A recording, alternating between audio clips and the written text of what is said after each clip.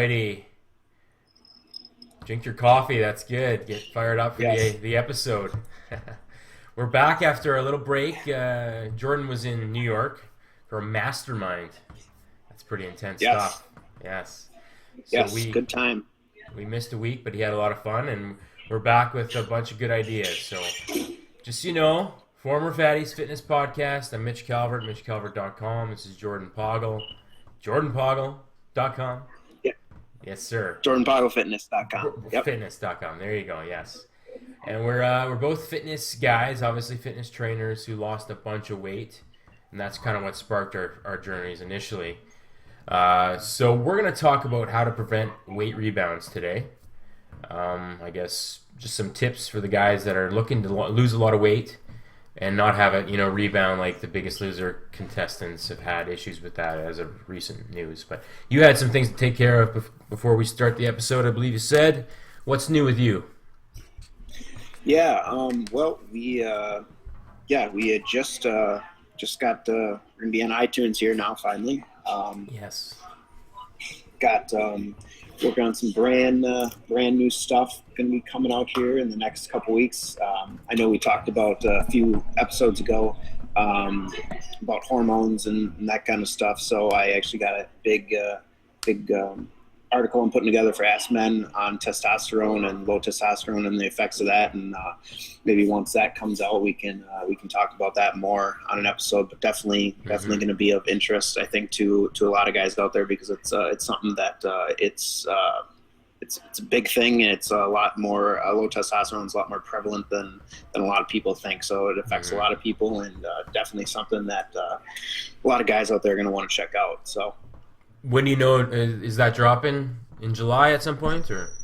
It's going to be dropping in July at some point. I'm just finishing it up now. Going to be submitting it next week. So whenever they decide to post it after that, I'm guessing a few weeks later. So we'll definitely keep everybody in the loop about that. Perfect. Yeah, and I know I got you to submit a chest exercise for me for my top 10 list for Ask Men. That's hoping to drop in July with them as well. My deadline's July 5th, so at some point in July they're planning to post it out, right? So I'm still working on that. Right. It's a bit of a monster, 3,000 words, so taking a lot more effort same with mine than I expected. Right. Yeah. But we're getting there. So. Very good. I think that about does it. We want to get into the nuts and bolts of this. So I guess my first tip for preventing a weight rebound is to kind of focus on at least maintaining lean body mass as you diet down, ideally focusing on building some too, right? Because the mistake I made when I first lost the 60 pounds was just running myself into the ground, like literally running and not really focusing on the muscle building as much. So I had to kind of work backwards after that to put lean body mass back on. So that would be my first tip, is really try not to rush the weight loss on the scale. Build muscle while you do it, because muscle has so many benefits, metabolism and just general health. So right, yeah, and I think a lot of people kind of make that mistake, and they say they want to lose weight, but in reality they want to focus on losing fat, and you want to maintain that lean mass as much as possible. Just because it keeps your metabolism higher, and it makes, as you diet down, you get to still keep eating more calories than you would if you start losing that lean body mass as well. Exactly. Good stuff. So I guess yeah, go ahead. Do one of mine. I think that one of the biggest mistakes, I guess not necessarily mistakes people make, but once they hit their goal, they're kind of like, now what? Now what do I do? And the reason I think a lot of people rebound is because they think, okay, I lost this weight. Now I'm just going to go back to doing what I did before. And really, you can't do that, obviously.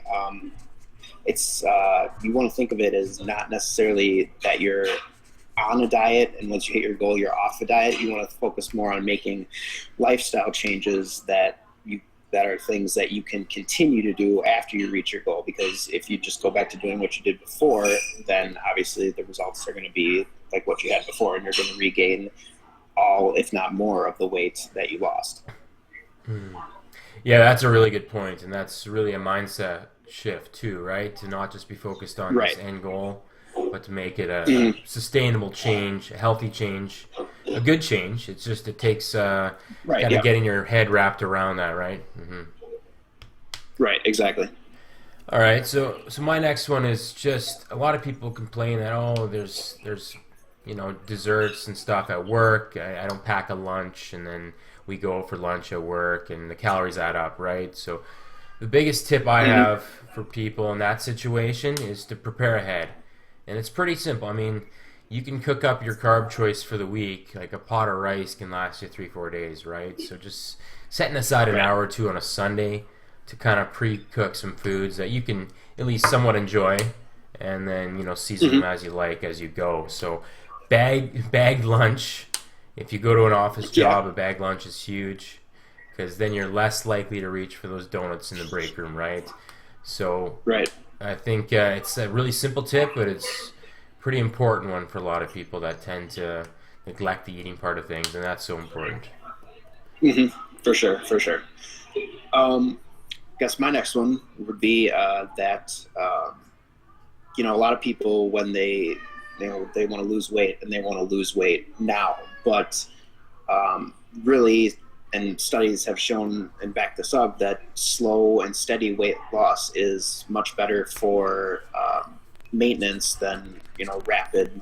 I want to lose this all in 3 weeks or whatever type weight loss. So it kind of goes back to that point earlier.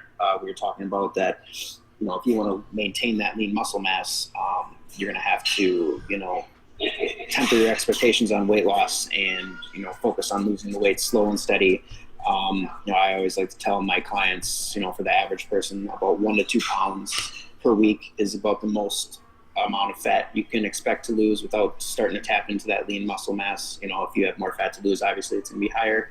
If you have less fat, it's going to be lower. But just focusing on, might not be sexy or fun, but slow and steady wins the race. And when you think about it, over the course of a year, if you lost a pound a week, that's 52 pounds in a year. And if it takes you a year out of your life to lose that much weight, in the grand scheme of things, that's really not that long. So, and plus it also gives your body a chance to adapt and make it easier for your body to want to maintain that new weight as well.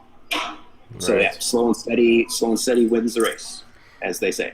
Absolutely. And ideally, you're adding a bit of lean body mass when you do that, right? So the scale weight Right, is exactly. reflected in that too. And especially if you're a newbie, you could gain Yes, realistically exactly. 10 pounds of muscle in a year. Yeah, very good. So the other tip I have 1 or 2 more, I guess, at this point. But the one other one is to find a type of exercise you enjoy that you can realistically do long term, right? I mean, obviously for us, it's resistance training. We really enjoy lifting weights, so that's probably the ideal scenario for most guys. But you may not be that type, and that's okay. So if it's swimming, if it's playing a sport, something that you can do weekly and not have the habit fall off, right? So that keeps you consistent in a routine, and it's pretty much scheduled into your weekly calendar like your job is. So if you can get to a point with exercise that it's a habit, it's not a chore to go and do, then you're going to be far more successful than the guy that hammers out a 2-month stretch of a ton of workouts but then just burns out and quits, right? So that's a key one. Yeah, and that's really, you said it right there, habit. That's really the key to whether it be your training program, your diet, or whatever. It's just building those habits, and it's going to be tough at first, but once you have those habits in place, it becomes a lot easier, and the more consistent you are, the more results you're going to see, and that makes it even easier as you go. So yeah, definitely habits are key. All right, my last tip would be for those people who are either tracking macros or calories, would be once you hit your weight goal or your body composition goal, at the end of your diet or your cut, would be to implement a reverse diet.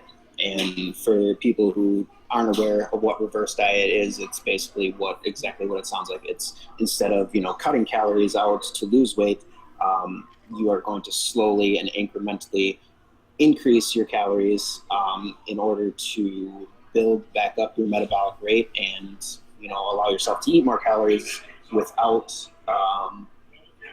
gaining weight. And that's the reason you do it slowly. So maybe each week you're adding 50 calories back into your diet, depending on kind of where you're at, and slowly, just like if you were dieting down over the course of 12, 16 weeks, gradually, add calories back in and build up your metabolism, and by the end you'll be eating 400 or 500 more calories than you were at the end of your diet, but you're still lean, you're still at your goal weights, and that's a great way to help build your metabolism back up and get back up to your maintenance level without spiking your weight up too. Yeah, that's great. I actually had reverse dieting on here, but you explained it better than I did. So it's good. And Good I one. wrote an article about it Oh, for okay. Bro. I can put that in the show links too, so people can check that out. Yeah, that's a great idea. Okay, yeah. So just a real quick last point here is I know some people with big appetites tend to have their cheat meals be pretty epic, right? And they drag on. Right. So the point I have for people is to don't beat yourself up over a cheat meal. You're gonna have a burger at a barbecue or birthday cake at your kid's birthday, right? But don't let that cascade into like 3 days, just an all-out binge, and Right. fall off the rails. Just got to get back on the horse the very next day. That's the important cue there, and just be consistent, right? So, Right, exactly. People, one day is not going to hurt you. You didn't. You're not going to lose 10 pounds in one day. You're not going to gain it back in one day either. So it's just important to take the mindset of one day at a time. One day doesn't make or break your diet. It's really what it comes down to. It's just remembering that and being able to tell yourself that over and over again. exactly. Good stuff. Well, I think we're pretty much wrapped up here for this episode. We're now on iTunes, so please subscribe there, leave a comment, review. That'd be awesome for us. Much appreciated. But if you had any other points, Jordan, please feel free. Otherwise, we'll let these people go. Nope, I think that's good. We'll see you guys again next week. Absolutely. Talk soon.